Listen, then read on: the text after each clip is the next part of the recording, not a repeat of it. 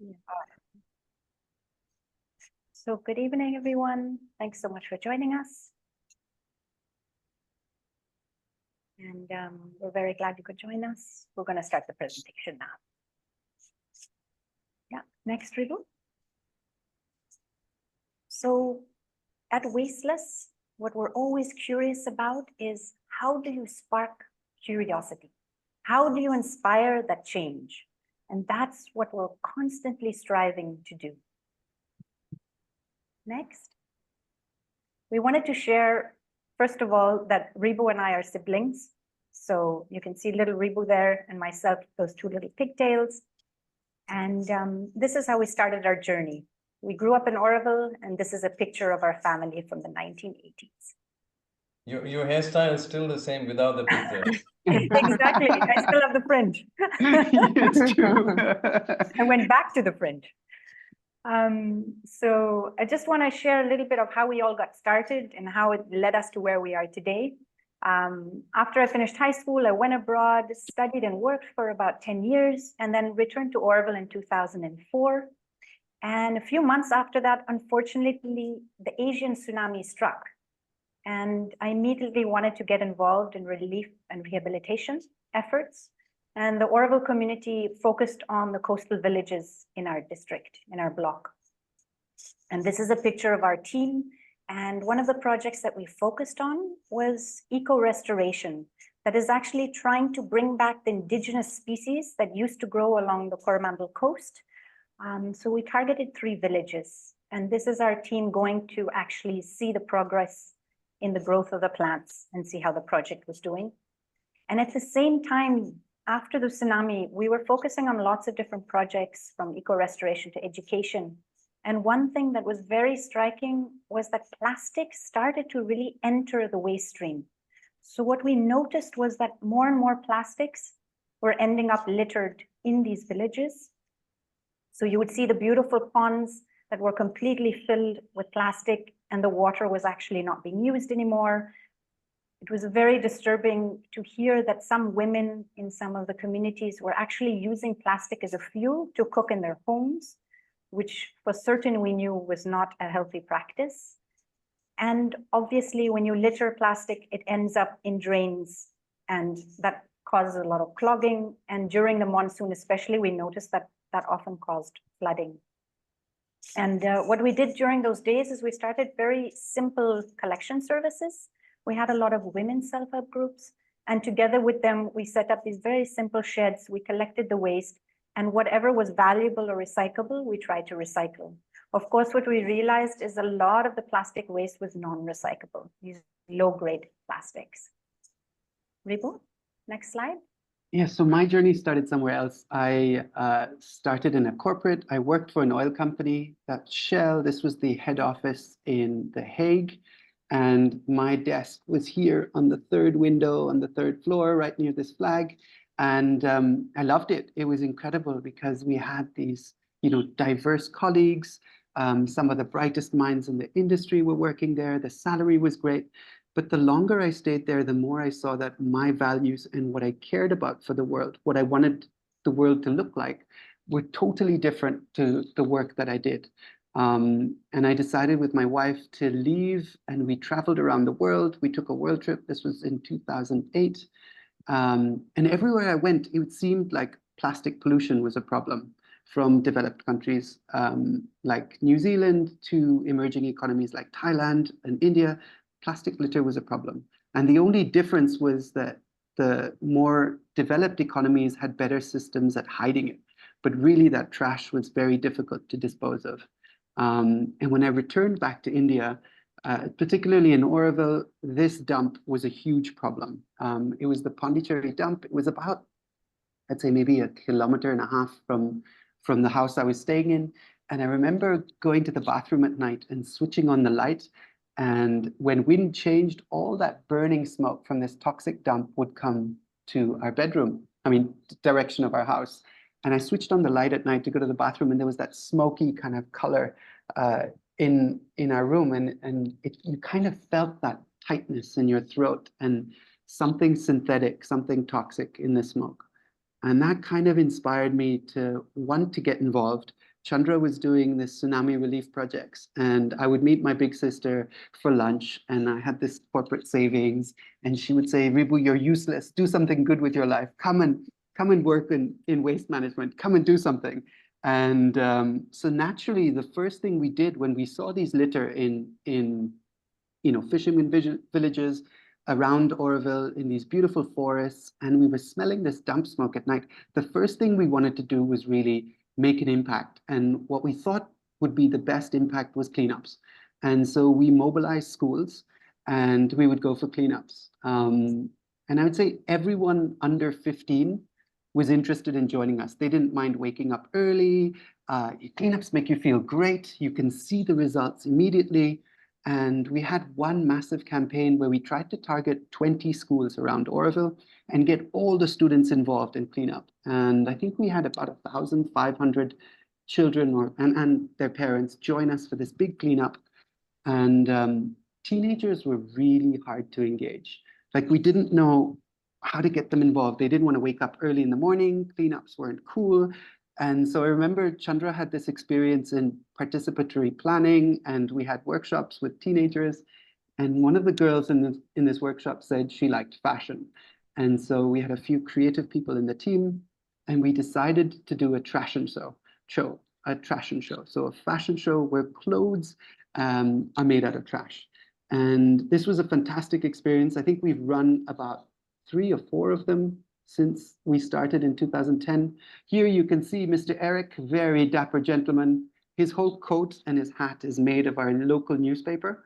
Arlette is actually a fashion designer from Paris, and she loved these onion sacks.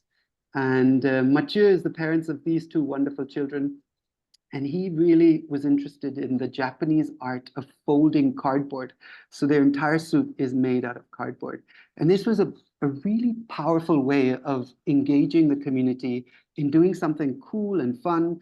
And of course, I mean, you don't see teenage girls here, but once the teenage girls got involved, all the boys wanted to get involved. So it was a great way of kind of getting that those teenagers involved in the topic of waste. But what we saw after this big cleanup was high energy intensity. Everyone loved it. We all cleaned up waste. 1,500 of us cleaned up litter, but then we had to throw it away. And like Chandra was saying, most of the thin plastics and dirty plastics were not recyclable. And so we spent a long time trying to look at solutions. And one thing became very clear. Cleaning up was like mopping with the tap on. So imagine we have this leaking tap, and our solution to fix the flood caused by this leaking tap is only to mop faster. We had to find to tackle this problem in a sustainable long-term fashion. We had to find a way to close the tap. And this, I think, is a really powerful metaphor with dealing with waste. We really needed to find a new way of dealing with the problem. And so we tried shock. Chandra, do you want to talk about shock a little bit? Sure. So, want to change the slide? Yes. So this is a picture that we actually took at the Pondicherry dump. This was the new dump. It had actually just been inaugurated, I think 6 months before we took this picture.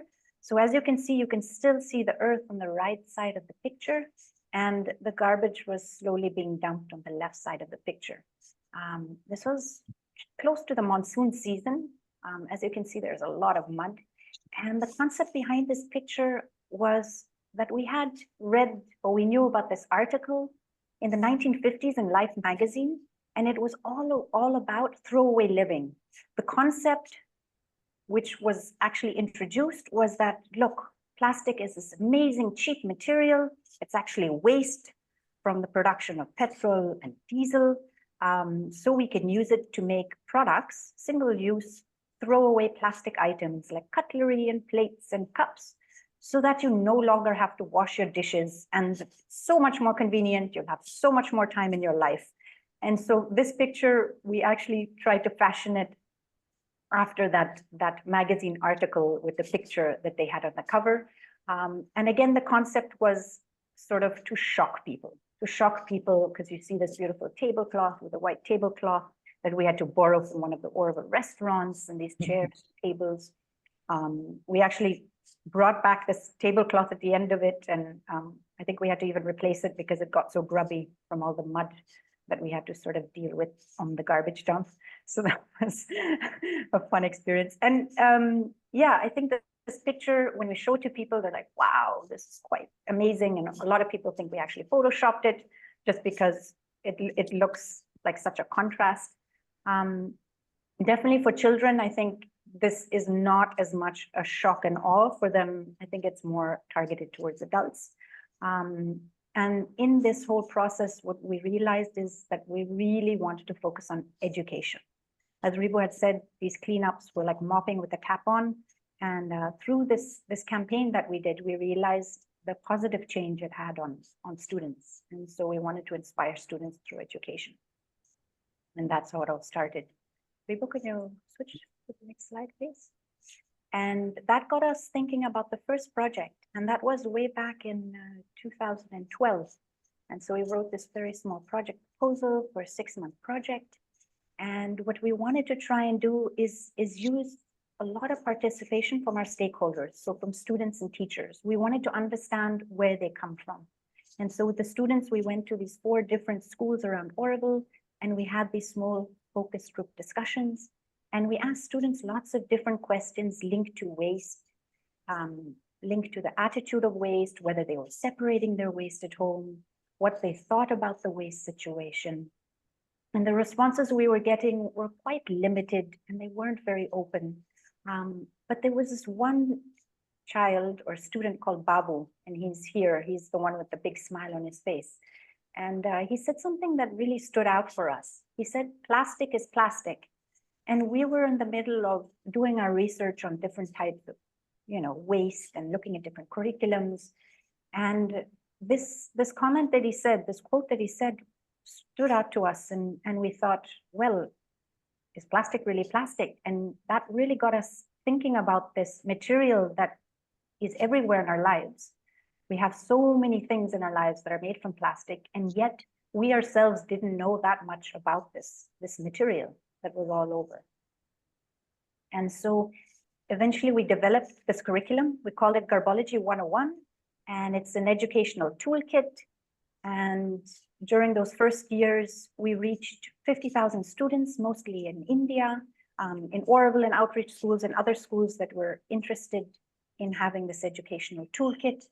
And the concept behind this toolkit really was that we wanted to provide teachers, just like mechanics have all these different tools to fix different vehicles. We wanted teachers to have a comprehensive toolkit so that they could teach children about waste and sustainable consumption. And so there's different themes. There are different types of activities. We try to make it as experiential as possible. So we had games and puzzles and stories and hands-on activities. And next slide, Ribu. As part of this toolkit, we also had these memory game. This is a memory game of a set of 50 cards. And we called it trash concentration. And we had different waste items. We had different waste bins with different waste categories. And as part of this game, we decided to introduce plastic resin codes. So you can see there, plastic resin code number 7. And it was all because of Babu and what he said that plastic was plastic. So we thought children should know about this material called plastic and the resin codes. And what was really amazing is we had this unintended behavior that was happening from students. Is a lot of teachers who were using this educational toolkit would come back to us and say, hey, students actually played this game, we did the activity with them, and they have made changes in their use of plastic.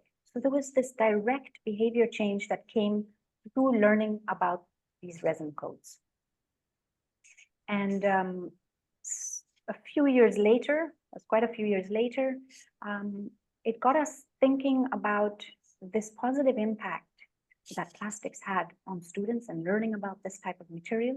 And we decided to solely focus on plastics. So to develop an educational curriculum together again with this concept of having a game, the memory game.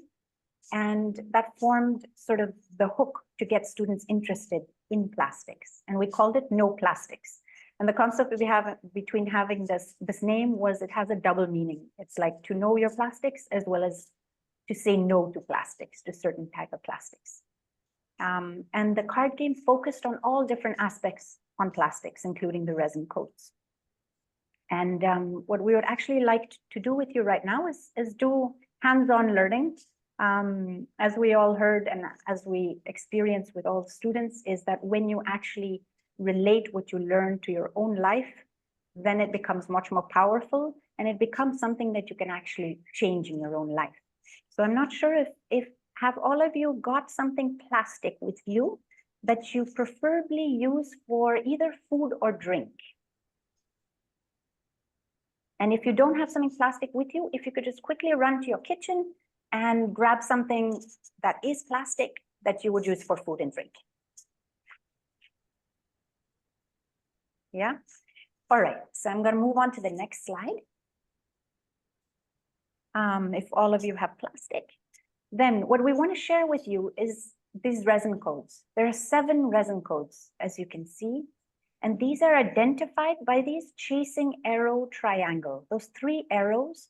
And they are very similar to what a recycling symbol also looks like.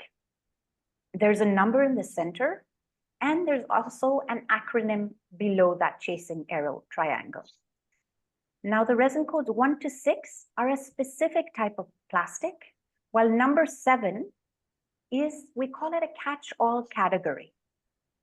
And these codes actually should be used by law on all plastic items by any company that is producing something plastic. Now, there are some companies that do not follow this law, and that's why we have put something called no code. That means you might find a plastic item that does not have a resin code on it, unfortunately. Did you click review?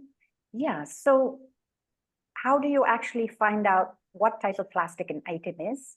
Usually the most common place to find it is on the bottom of a plastic item. So as you can see, this girl is holding a bottle and it's clearly marked on the bottom. The other way that you can find it is the resin code can be molded on the product and it looks like this. So it's actually imprinted within the plastic. And you can see it has the number and the acronym below it. And then the other way is that sometimes some plastic items actually write out the full name of that resin code.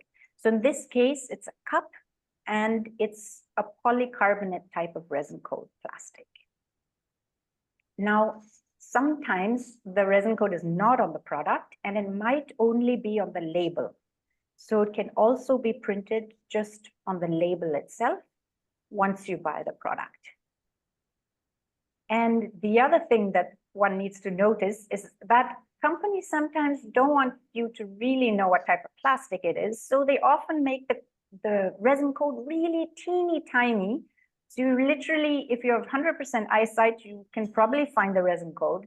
If you do have eyesight issues, then you would probably need to use your glasses or even a magnifying glass to actually read what type of resin code it is. So it can be really small. So you really have to search that plastic item to try and find the resin code. And then sometimes, as I mentioned earlier, there are certain types of plastic that don't have a code at all. And again, it's because companies are not following the rules. And the issue with this is that then you don't know what type of plastic it is, right? Because it doesn't have that resin code. Yeah, and it was really interesting when students figured this out, when they understood it. From our original game that went to 50,000 students, they all came back with the curiosity. They all came back with the question in mind. And our intention when we actually started this program in 2012 was to teach students which bin to put plastic. So Sarah, similar to you, you might have in your reverse vending machines, PET bottles are the ones you want to get. Yes. So it's resin code 1, you want to put that in the bin. We were trying the same thing, but students really weren't inspired or curious by that. We didn't have a reverse vending machine. And instead they came back to us with a question that was all very similar. And this was similar from the low-income schools like Udavi School, where you saw Babu, which is about 500 meters this way, to the most, the richest schools that are in India, the richest private schools with really elite students and very high-income parents, they all came back with the same question. And the question was, is this good or bad plastic? So they weren't concerned about recycling at first. They were concerned about, does the plastic that I'm using for my food or drink negatively impact my health? And so when we had this insight, we were really, really interested. And in developing no plastics, so in between garbology and no plastics, we decided to reach out to some of the top scientists in the world, and particularly toxicologists. These are the types of scientists that are studying how these chemicals impact our bodies. And their science is crystal clear, is that some of these plastics, by design, have toxic chemicals as additives or as building blocks. And when we use those for food and drink, those chemicals release into our food and drink, and that way find their ways into our body. And so students were really, really keen on understanding, is this plastic good or bad for me? And so that was something that really inspired their curiosity, and we decided to go with it. And so I wanted to ask you, who has a plastic item? Can you switch on your camera or hold it in front of the screen? I'm curious, what plastic did you find? Anand, I think you're on mute, but I see you reaching for some plastic. Right, yes. So these are Ziploc bags, which are sometimes used for vegetables or fruits or something that you put it in the refrigerator, or so it's from IKEA, but it doesn't have a code on it. It doesn't. No. Okay. I would It does imagine not. just from looking here, there are probably 4 or 5, but it's a no-code plastic. IKEA is not following the rules. Right, yeah. Unless the So no. packaging had the code on it. That Yeah. could have been, but I don't know.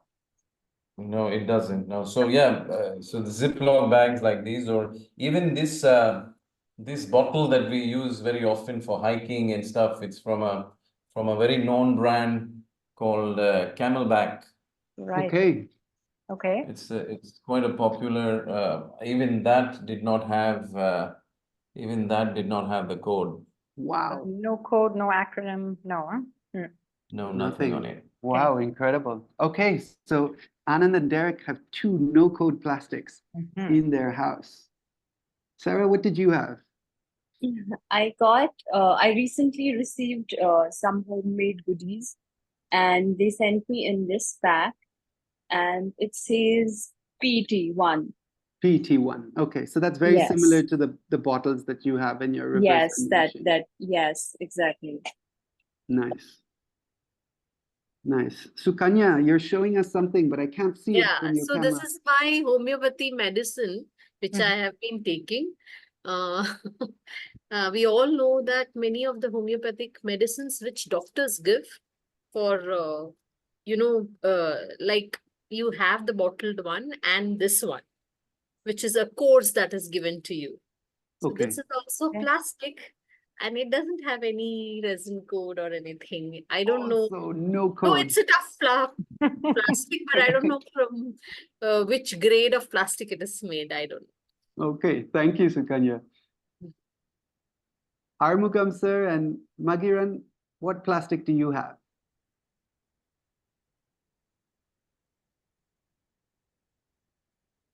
I actually stopped using plastic water bottles.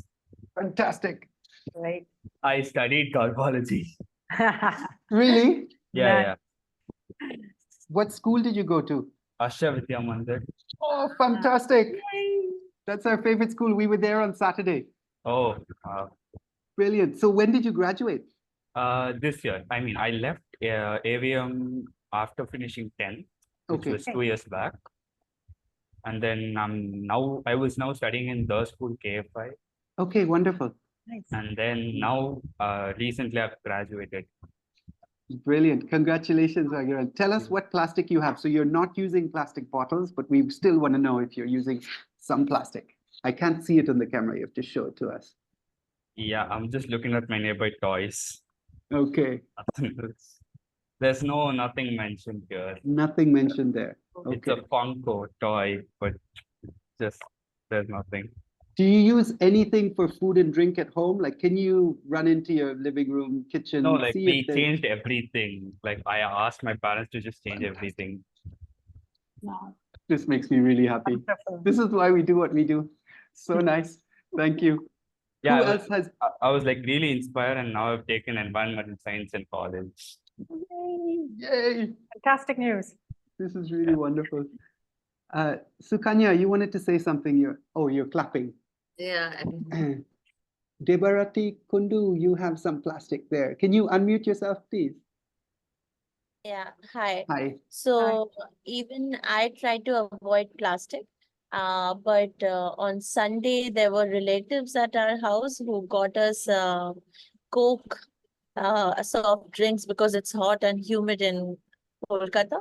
So they got us this bottle of 7-Up, Mhm. and it has no codes attached to it. No This is code on 7-Up. it. Mhm. Yeah, And so if you this is look, maybe if you look on the, Check the label. Does the label there- have a code yeah, on it? there is none. None. and if maybe they- at the edge, like the the bottom edge, It's just where only the written recyclable. It's only written recyclable over here. This Okay. Okay. mark is there, And could but you take other than the- that, there's nothing. and if you remove the lid, is there a code on the inside of the lid? The cap? See that? Oh, there is. Ah,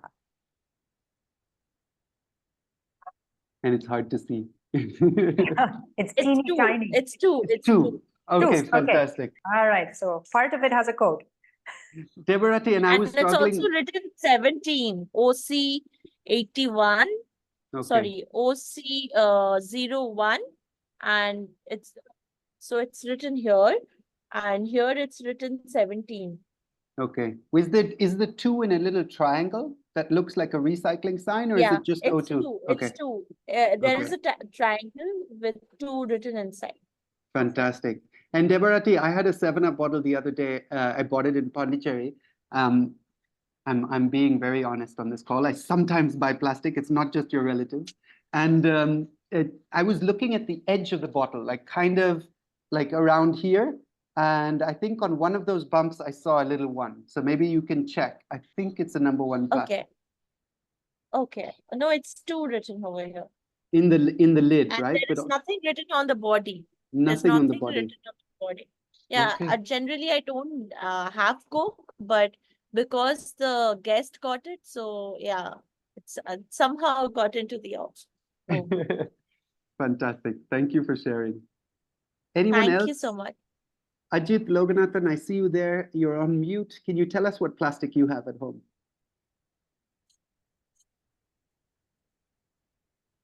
I think you're still on mute, so we don't hear you. Yeah. Am I audible now? Yes. So there's this bottle from Decathlon. It has a 7 with a triangle around it. Okay. Does it have any letters underneath it? Just says made in India and some kind of symbol, like a round symbol. Okay. Okay. Interesting. So code. you have a number 7. You're the first number 7 we have.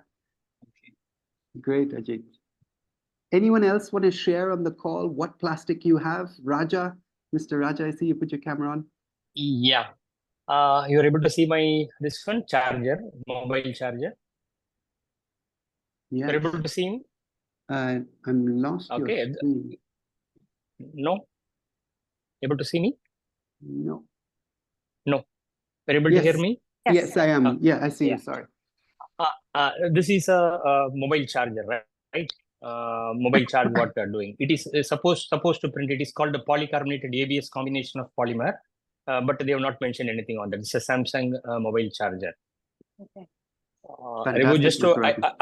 I want to add one more thing. My daughter studied in AVM since the other guy was telling Asha Vidya Mandir. So I attended your classes seminar during that period. So I'm very familiar with you and Chandra.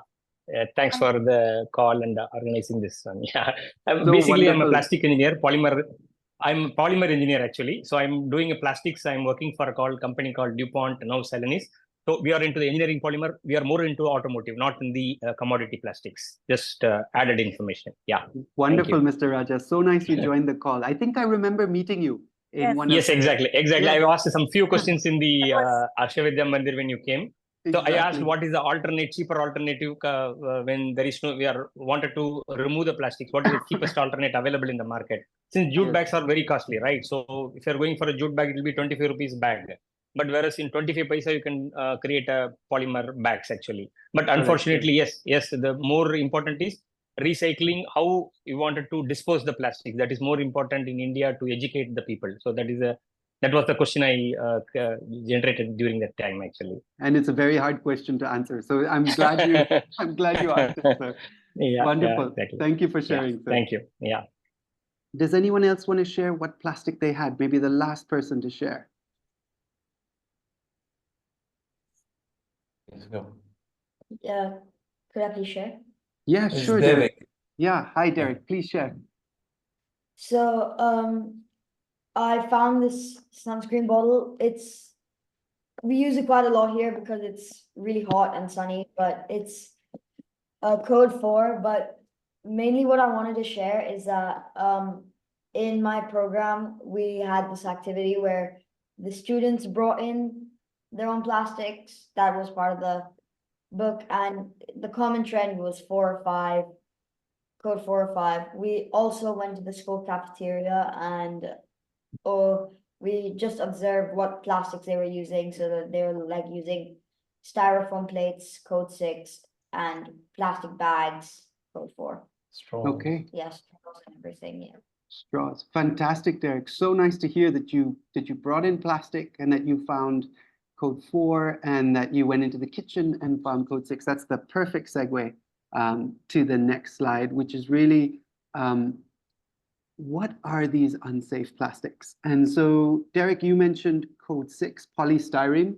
So we have styrofoam, which is like this, right? It's 95% air, but you also have the one without air. So you have that this spoon. I don't know if you can all see it. It has a really tiny code, so I'm not even going to try show you. But these are both code 6. And the S in styrene, in polystyrene, styrene is a known carcinogen. And so when you use this material, styrene leaks out into food and drink at detectable limits. Number 3, PVC is probably the most dangerous plastic. And I'm really happy to hear today that none of you have found it. Luckily, it's not so common anymore with food and drink. I was in Vietnam in 2023 looking for doing a session for National Geographic Learning, and I found these toys. PVC is usually like soft and squishy, and it didn't have a resin code on the toys, but if you look under here, you see a 03. And PVC is commonly used in piping, wire insulation. This is a bit of the hose pipe from my home. And one interesting fact about PVC is that it off-gases, so it smells. And you can smell these volatile organic compounds. Kind of smells like a new shoe or a new car. Like if you go into a shoe shop, you have that faint chemical smell. If you walk into it and you sit in a new car, you can smell it. That's Rexine from the seats.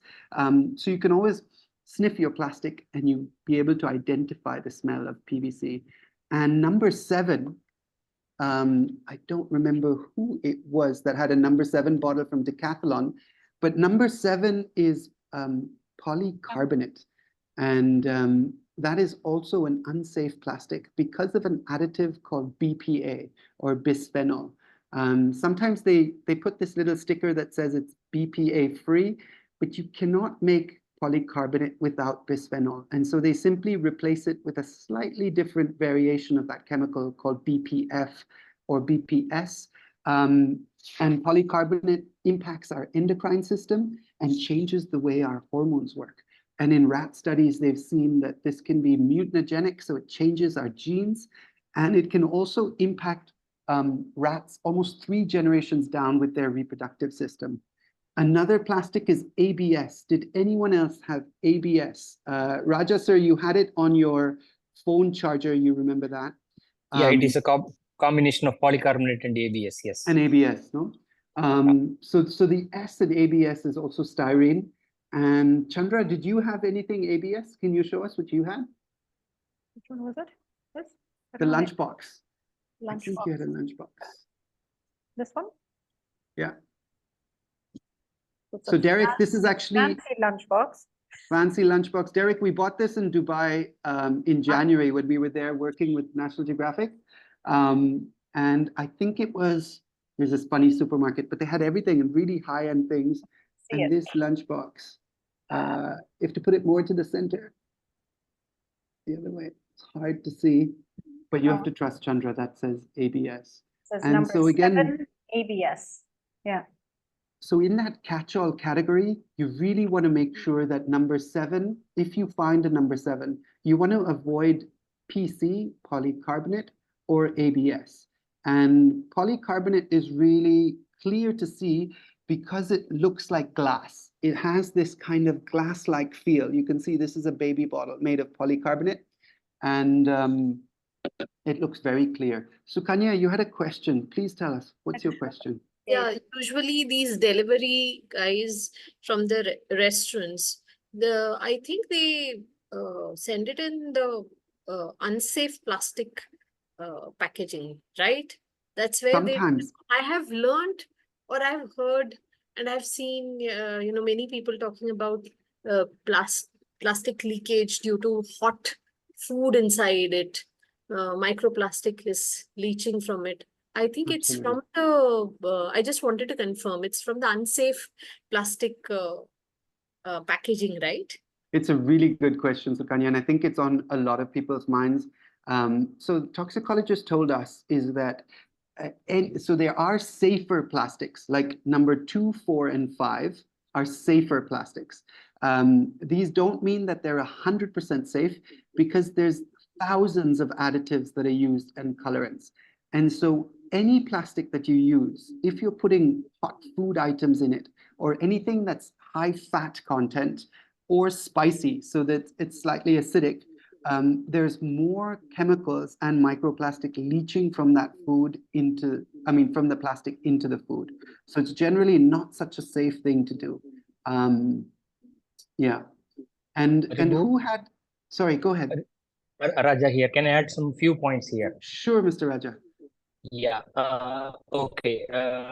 Just to ask that question, answering that question. Plastics is made of called polymer, right? So polymer is called monomer. Lot of single monomer joined to form a polymer. So what will happen during the conversion process? All the monomer will not convert into polymer.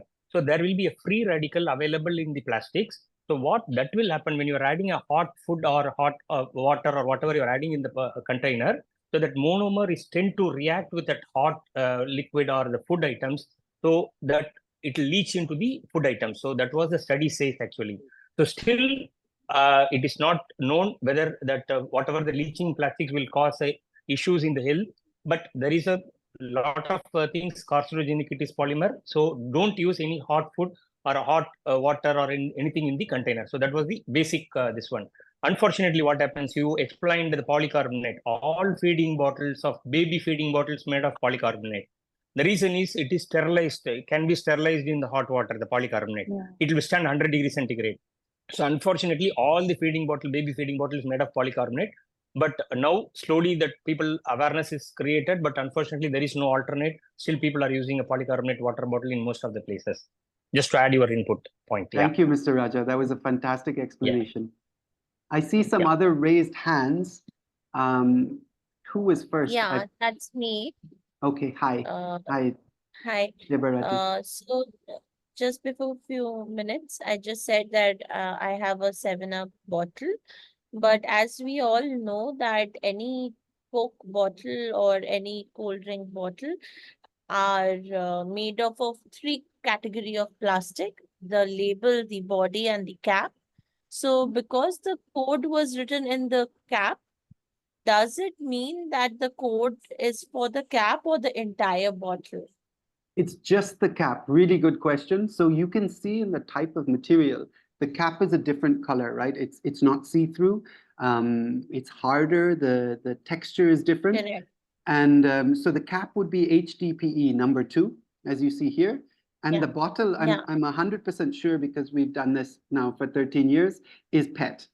And it's really interesting that you have a PET bottle that's single use, right? That your relatives brought you that 7-Up bottle, and it's Yeah, designed to but be used. suddenly it has no code on it.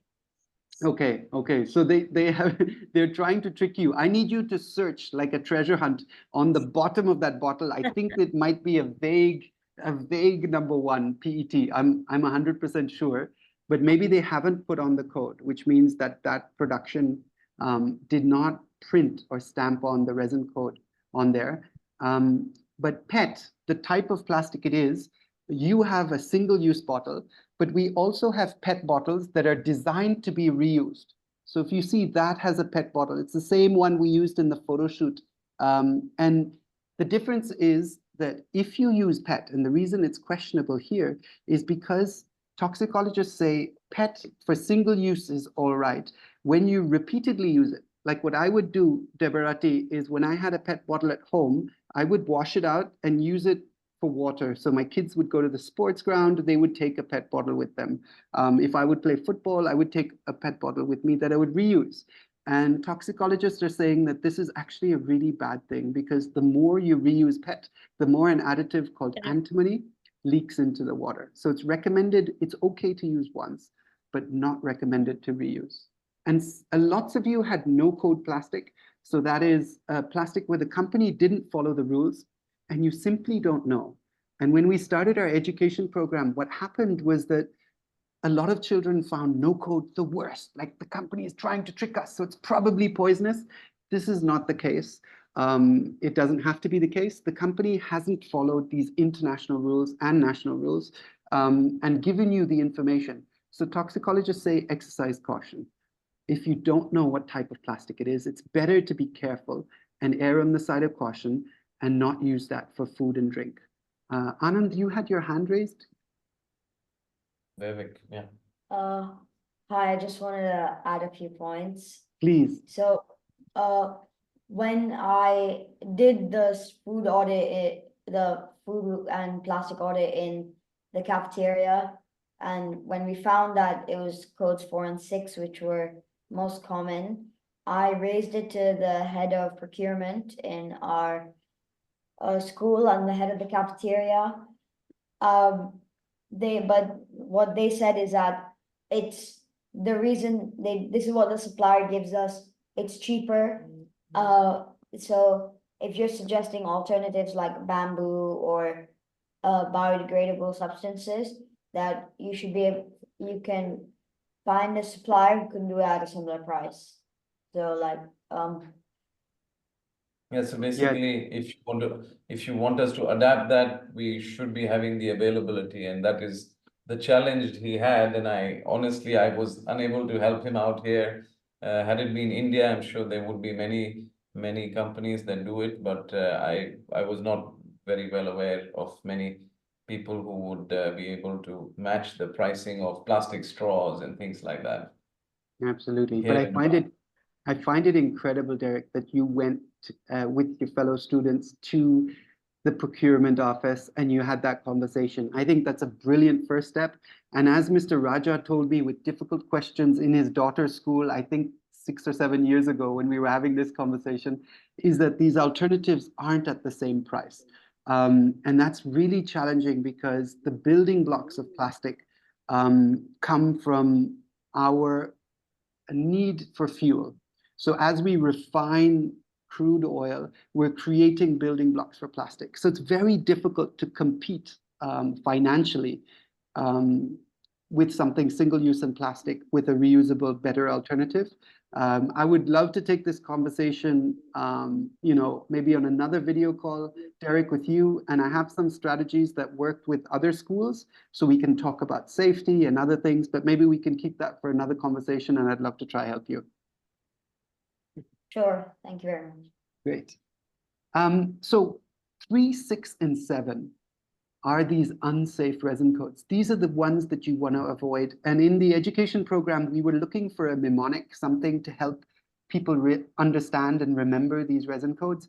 And so Paul, who's part of Orville and a really good musician, came up with this song. I'm useless at singing, so I'm not even going to try singing this. But he came up with this line, which was 3, 6, and 7 are the numbers to beware. toxic chemicals hiding in there. And it's really interesting that we did a kind of social impact study of no plastic, I think 4 years on from students doing it. And this is really what they remembered when they're going to supermarkets and when they're buying something plastic. This is kind of what stuck. So it's also something really useful for you to remember. And another thing that we always try to do in learning is to make learning fun. We've talked about these difficult issues, but we want children to have fun. You know, we're sitting in the back of the classroom here. You can see us back there.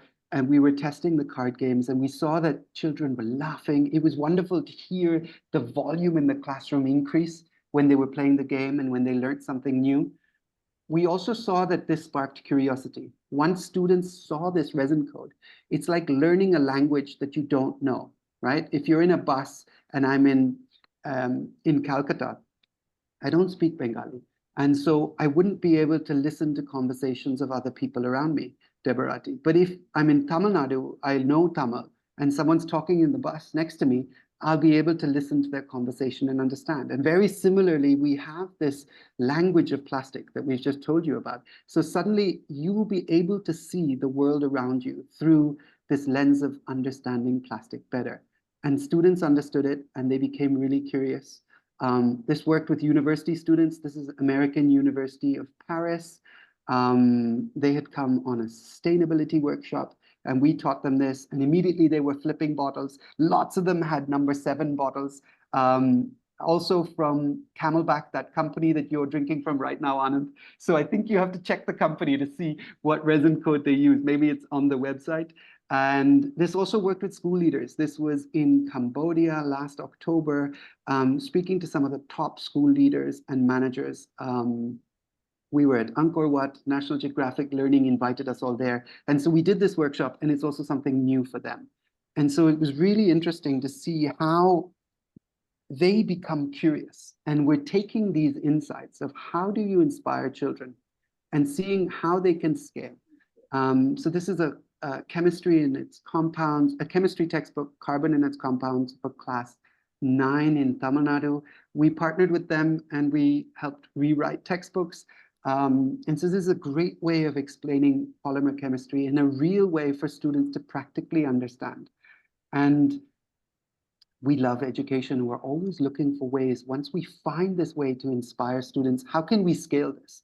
And in 2010, we started with 20 schools, and I'm really happy to share with you today, we've reached 38,000 schools and about 3.9 million students. And we feel like we're just scratching the surface, which is really, really wonderful. Chandra, I'm going to hand it over to you. So I'd like to go back to the start, to that first slide, and go back to that presentation. And I really love this quote, that education is not just filling of a pot, but the lighting of a fire. And it's circling back to this concept that we always try and do at WasteLess, is see firsthand how once you have this spark, this light that you've ignited, you really want that fire to continue to burn. And that's what we try to do with children, is find a way of how do we get them to care about something? And how do we get them inspired, empowered, so that they want to change something within their own lives? We would like to leave you with a few things of what we think that you can do. So a few takeaways that you could take home with you. We can share all these files with you as well. For example, this little chart and a resin code chart we can share with you after the presentation. So you can have it for yourselves and keep it on your phone or share it with family members or print it or put it in the fridge. One thing we would like to share with you is what you've learned today, the secret language of plastics. Just like Ribu had said, if you don't know a language, then you don't understand what people are saying. It's the same with plastics. If you don't understand how you can actually find out what type of plastic it is, you can't actually decide what plastic to buy, especially for food and drink. So to try and buy the safer types of plastic. So the whole idea is to avoid unsafe plastics, the 3, 6, and 7, especially for food and drinks, because as we just found out, these chemicals within these types of plastic can leak into your food or drink, especially if something is hot or spicy or oily. Number 1 is designed for single use, just once. And try and, of course, avoid buying plastics as much as possible for storing any food and drinks. And the other thing that we would recommend, or something that you could take away, is go into your kitchen and see actually how do you store your grains? How do you store your snacks? How do you store all these different things that you use, maybe your vegetables in the fridge? How do you store them? And if you're storing them in plastic, try and switch to alternatives. Because it's important to try and also, not just for your one-time use items, but also for your long-term use of food and drinks, try and switch to things that are slightly alternative and obviously healthier for you, such as wood. So if you have a cutting board in your house, try and switch. If you have a plastic one, try and switch to a wooden one or a glass one. You can get fancy glass ones these days, or stainless steel. If you can try and get some airtight stainless steel or glass Tupperware and boxes and jars, try and use those, as well as ceramics. And when it comes to those things that we just use once, of course, when we talk about plastic, we have a lot of plastic, just like that PET bottle is designed to be used just once. That's a single-use item. We would recommend that you try and close the tap on these single-use types of plastic, right? Because what happens is they're used just once and then thrown away, and plastic ends up in our environment and lasts a very, very long time. And so try and switch to those things. Always carry a reusable bag with you, preferably a cloth bag with you. Try and switch your bottle. Let's say if you, for example, Anand, you have that fancy camel pack bottle, try and switch it to something either that's a safer plastic or preferably stainless steel. You can also get amazing stainless steel sort of thermos bottles that keep your drink either cold or hot. So where you are, it's perfect. You can actually keep your water cold, and he has a bottle already. Fantastic.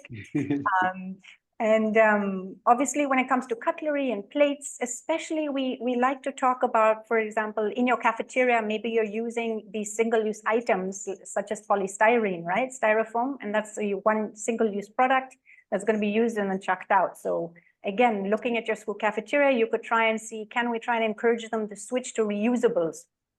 In the long run, I think the cost will work out to be the same. It'll probably take quite a few years to recuperate those costs, but try, especially for things like festivals, celebrations, birthdays. Often what we tend to do is, because we have a large number of people, we go out and buy a lot of single-use plastic items, and then they're used once and thrown out. So try and see if you can have in your own home, in your schools, wherever you may be, these items such as stainless steel that you can use more than once when you have bigger gatherings, from cutlery to plates to cups. And there are different things that are reusables. A lot of people these days have their own little reusable kit that they carry along with them, often including a straw, so a reusable straw. And these days you can get reusable stainless steel straws really cost effectively. They even come with like a little brush that you can clean them properly with. So what I tend to do is I always just carry my straw around everywhere I go, because I love to drink coconuts. And usually, even though in Tamil Nadu, the coconut seller is not supposed to be providing me with a plastic straw, they still do. So I always bring that stainless steel straw along with me. And of course, as we have all learned from each other, spreading the word is so important. So try and spread the word. Teach others about what you've learned today. Share what you have learned.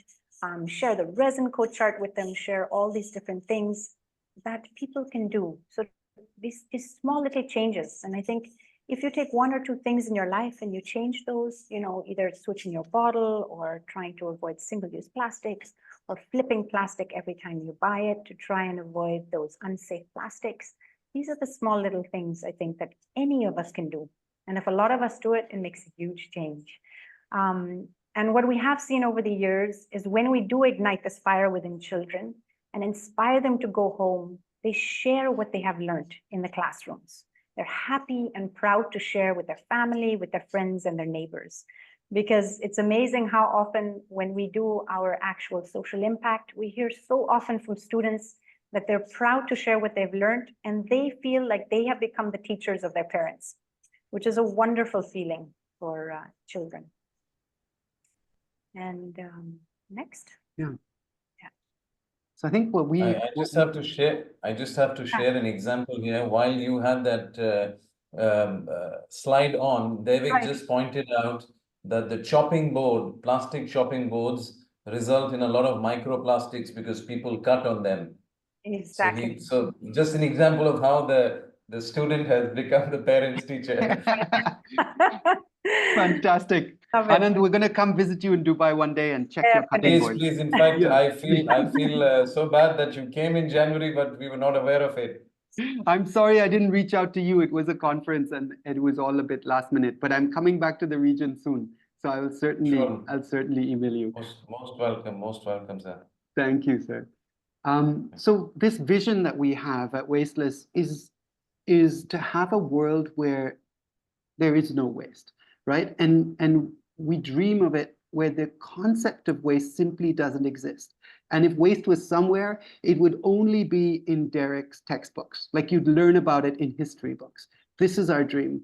And we really just wanted to thank you for being part of this journey with us. And it's been such a blessing. We've been there for 13 years. It's lovely to see AVM students and familiar faces and parents on this call. In 2018, we were looking at social impact in Rajapalayam. After doing the program, we have some participants from Rajapalayam here who helped us with the program. And this picture really, really inspired me because we had a whole class that decided to switch their drinking water bottles and food boxes to stainless steel. And this is difficult for that type of student background because it's a big expense. It's about a day's salary for their parents. And their grandparents were so proud. We heard this from teachers that their grandparents were so proud that the grandchildren wanted stainless steel because this is something that they grew up with, is being valued, right? You had that bottle and it lasted you your whole life. You had your tiffin box and it lasted. And so instead of buying, brightly colored Disney plastic, these students wanted reusables. And so I know we had a couple of questions and we've run over time.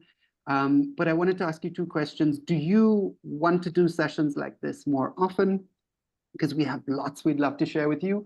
And do you have questions for us today?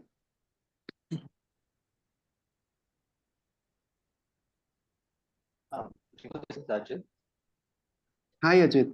Yeah, I'm a very camera shy person and also socially shy person. So I really like to be part. I mean, I'm looking forward for more such sessions. So I guess it goes beyond boundaries, like more people can connect. Like there are a lot of friends of mine who are in different places who are also interested in similar subjects. So I guess more of them could get an idea about your works and get an Absolutely, awareness. Ajit. We would love to have you back on the call with us. And please invite your friends, get them to sign up for our newsletter. And Louise, who's on the call here, will keep sharing these talks if there's more interest. And we'd love to share with your friends. Sure. Thank you. Yeah. Hi, can you hear me? Yes, Sarah, yeah. Yeah, so I think this was a great session because even though I've been working in the plastic industry for 8 years, but I actually learned a lot of new things today, even about plastic. And, like initially when you mentioned, of course, I always know that because in the recycling process, you have your PET and then you have the HDPE, which has to be recycled differently. So that has also been a challenge for us because when the bottle goes in the RBM, it either crushes both. And worse was the shredding because then it would shred both together. So it would even become more difficult to recycle it. And eventually then we moved to a technology which only compresses the bottle. So when it goes to the recycling, then it's easier to recycle it separately. So, but overall, yeah, this was a great session. And yeah, thank you for organizing it. I will also spread the word among my friends. And I have one last question.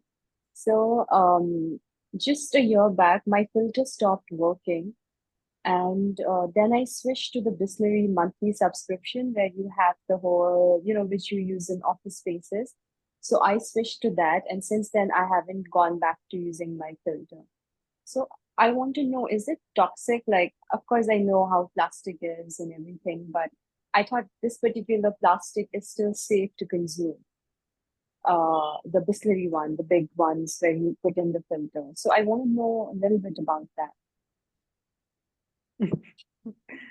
Yeah, so I'm not sure if I've ever seen a code on those. You mean the big water that stores the water, right? That the you can store actually that order stores the and water. you flip it Yes, upside down. yeah. Yeah. It's very convenient. Yeah. Exactly, it's very convenient. Unfortunately, as far as I know, that type of resin code is number 1 PET. And so Okay. that is a plastic designed to be used just once. Just once. The Okay. long-term use of it, as Rebo had mentioned, would leach antimony, which is this chemical, into your water.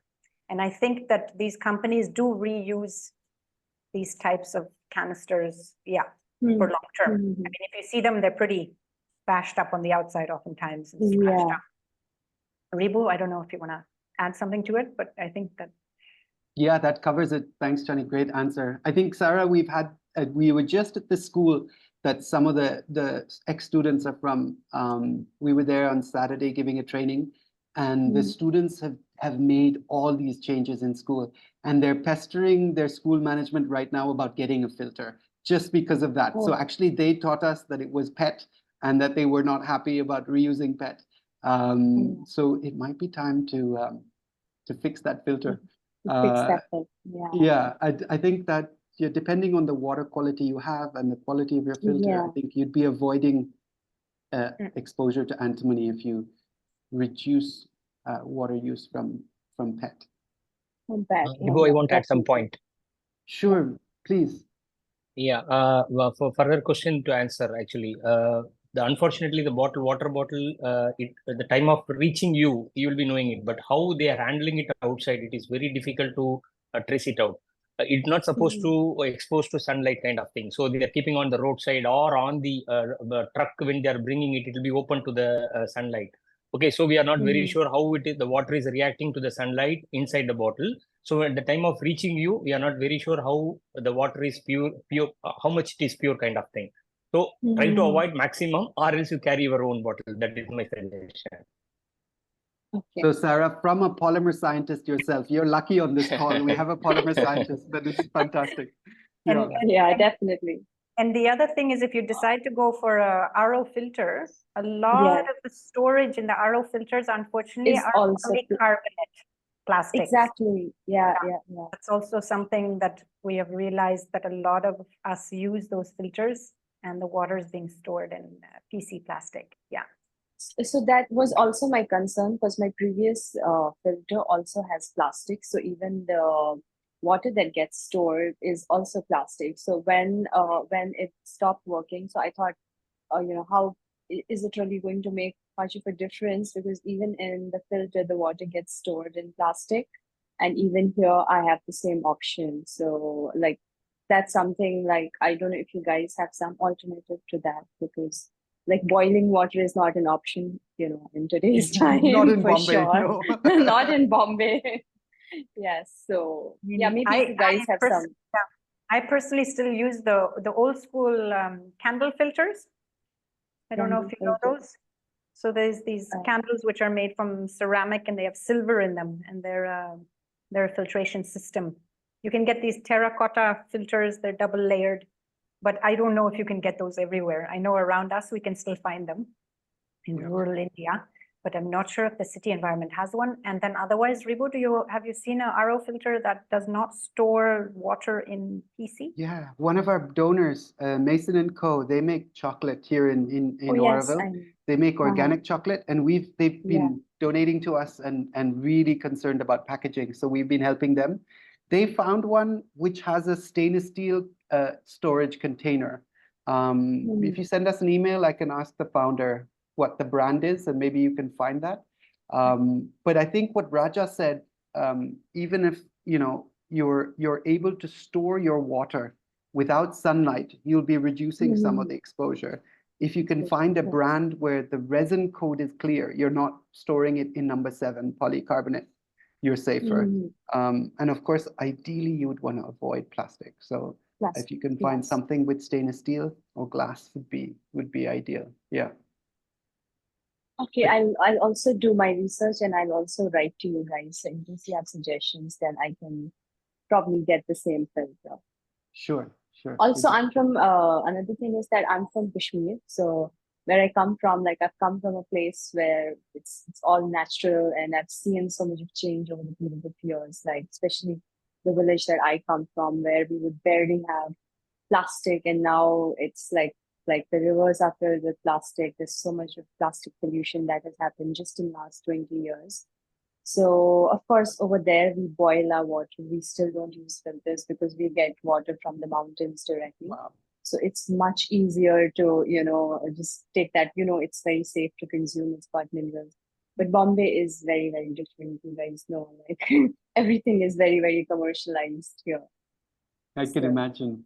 Big change. But wow, you've made a big change from Kashmir to Bombay. But I hope you find some solution for your water. I'm sure something exists. In a city with so many people, I'm sure there's Yeah. other sustainability fanatics like yourself, and they'll have solutions. But we'd love to help you if you email us, and I could write to the founder of this chocolate company for what suggestions they have. Okay, sounds good. Thank you so much, guys. Thank you. Do we have time for one more question? And of course, you can always email us questions and write to us on social media. But is there one more question? Go ahead. What do you want to ask? You want to ask something? No, no, actually, Vibhu, Devik. By the way, the name is Devik. Yeah, Daivik. Devik. Devik. Sorry. No I was problem. calling you No Derek. problem. So Devik. no, actually, the same. He wanted some more information. So when would be a good time? I mean, can we stay on to today itself, or do you want to do it for another session? Sure. We can stay on. Once we stop recording, we can have a quick chat. Sure, And if there's certainly, longer yeah. time needed, So- we could continue. Sure, certainly. Yeah. So I'll wait yeah. for the other. If they have, Right. others can ask if they have any other questions, then we can take this off. Thank you, Anand. Thank you. Are there any other questions? If not, I just wanted to say thank you. If you're not following us on social media, please follow us. We have a new newsletter. Louise, who's on the call here, and our fantastic communications person is improving the outreach. This is her initiative that she said we're sitting on so much knowledge that we have to share with the community. And I'm really thrilled to be here this evening, speaking to all of you and hearing how you live with plastic and what choices you've made. It's been really, really wonderful. So thank you for your time. Chandra, I don't know if you want to say some words.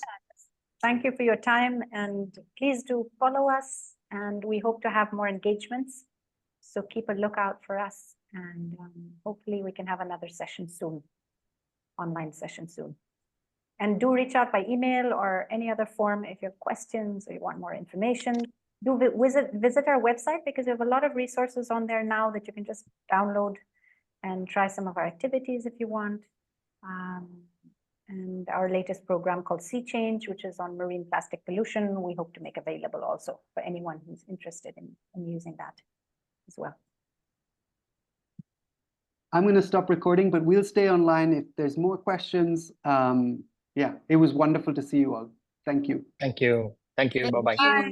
Bye. Bye. Thank you. Bye. Bye. Bye. Thank you.